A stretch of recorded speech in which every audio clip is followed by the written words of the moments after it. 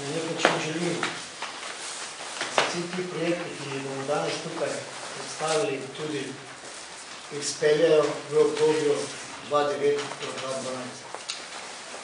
Jaz sem prepričan, da je to realnost. In ko župan ne odstopa niti za 1 centimeter od niti enega projekta, ki ga bomo danes tukaj predstavili. Gre za novi veter, gre pa predvsem za novo čisto energijo v tem mestu. In vam pito povem, tudi moram priznati, da smo v zadnjem času vložili veliko čiste energije v skupino, v projekte, v organizacijo, ki je kakorkoli bdela nad projekti kulturne prestolnice.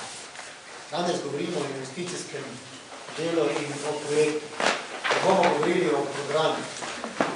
O programu bodo vsi tisti, ki kakorkoli kreirajo kulturo v tem mestu, ki kreirajo kulturo v ostalih mestih, ki kakorkoli kreirajo kulturo v slovenskem prostoru, kreirali program vsebine kulturne prestolnice 2012.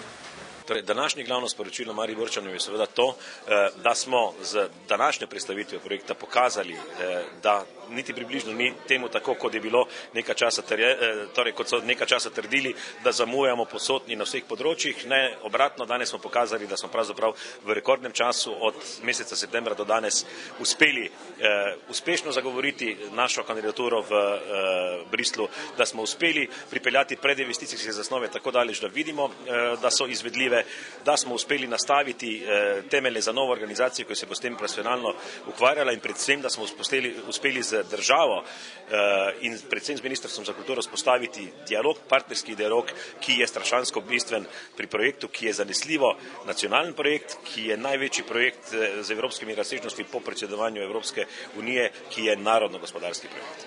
Govorili ste o recesiji. Kaj prinaša recesija? Pozitivne? Recesija je po mojem celo, upal bi si trditi, pozitivna zaradi tega, ker pomeni pač neke vrste izziv. Če govorimo konkretno o investicijah in o teh stvarih, torej stvari, projekti, kjer se pojavi v prvi vrsti občina, potem k temu pritegne še država in so od zadaj še evropska sredstva, so zanesljivo najbolj zanesljive naložbe v tem času. Ob tem pa te naložbe skozi javno-zasebno partnerstvo lahko generirajo seveda nek splošen družbeni razcvet.